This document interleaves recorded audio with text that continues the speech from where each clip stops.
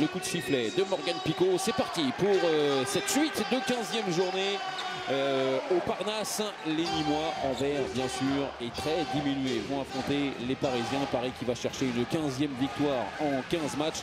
Et puis les Nîmois qui, après un mois d'octobre-novembre vraiment très compliqué, eh bien, sont mieux dans cette fin d'année 2023. Ils pourraient, en cas de victoire, avoir une 3e victoire consécutive en championnat. Sans surprise, la défense dans un dispositif 0-6 pour les Parisiens avec le bloc central constitué par Luka Karabatic. Le premier tir, le premier but. Voilà, pour moi, Babdelak. Ça se voit assez souvent au niveau international. Ça ne coûte qu'un carton jaune en début de partie. Cette fois, Luka est bien seul et seulé. Oui, c'est ça, bien seul dans le secteur central. Bien servi aussi par Jacob Holm, dont on sent l'envie dans ce début de rencontre. Donc, oui, il y a eu un temps 15-2. Il y a eu un temps faible. Voilà. Ça, c'est bien. Magnifique. Il s'est complètement fait oublier. Tom Poyet est bien servi par Boïba Sissoko, attentif pour jouer avec son pivot. Cette fois-ci, Jacob Holm de l'autre côté sur l'engagement rapide.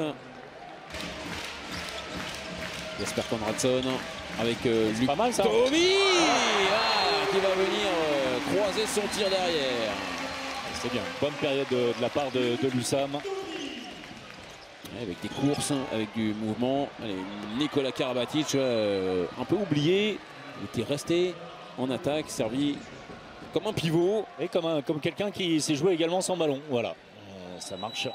Allez, les 10 dernières secondes de cette première période. On va vers le but. Évidemment, le bras il faut proposer un déplacement. Et derrière, attention, encore une seconde. Peut-être, non. Trop tard. Ce ne sera pas le cas. On va en rester là après cette première période maîtrisée vraiment par les Parisiens qui mènent 15-11 après 30 minutes.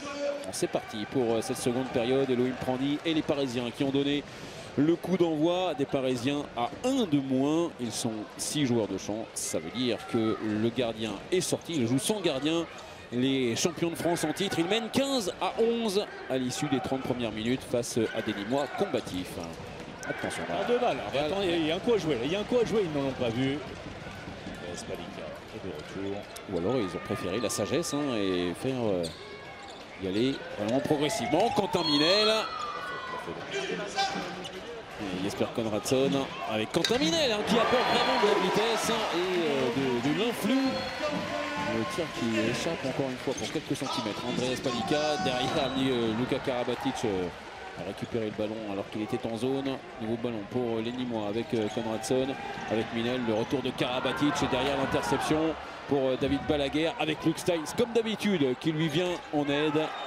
Luc Steins, il est sur absolument tous les ballons et il est toujours là en entraide offensive. Bien sûr, c'est une bonne lecture également de la situation parce qu'il voit que le ballon n'est pas bien maîtrisé par David Balaguer qui va avoir besoin effectivement d'un appui. C'est tout de suite l'altruiste. Sissoko avec c'est bien ça, bonne passe vers Guéric Vincent qui lui est en réussite. Comme très souvent depuis le début de la saison, clairement tout à l'heure face à Andreas Spalika.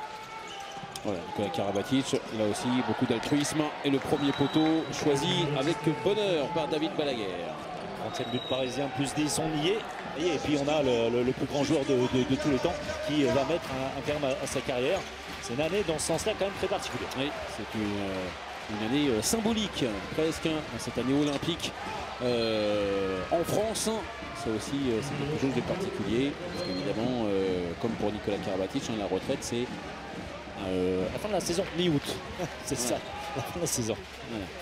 Allez, les dernières secondes. Et la balade parisienne qui va prendre fin. Boïba Sissoko. Allez, Souzo. Pourquoi pas sur un dernier but. Terminé sur une bonne note. Et cet avantage de plus 10 que les Parisiens auront conservé une bonne partie de la seconde période. C'est bien vu de la part de Ryan Souzo qu'on reverra, on l'espère, avec l'USAM, lui l'ancien de Villeurbanne, un club auquel on pense aussi. Victoire parisienne 34-24 dans cette 15e journée. 15 sur 15 pour les Parisiens qui évidemment gardent la tête du championnat. Ouais, on voulait que ça soit une fête au Parnasse pour le dernier de l'année. Mais c'est vrai qu'on se bat avec nos armes, il nous manque pas mal de joueurs. C'est très compliqué pour nous. On a essayé de tenir sur la première mi-temps, mais ils ont déroulé en deuxième. L'écart est là. On met plus de 30 buts, on en prend moins de 25. Je pense que le job est fait, on termine à 100% de victoire en championnat et voilà, c'est une belle satisfaction et un peu de repos, ça fera du bien.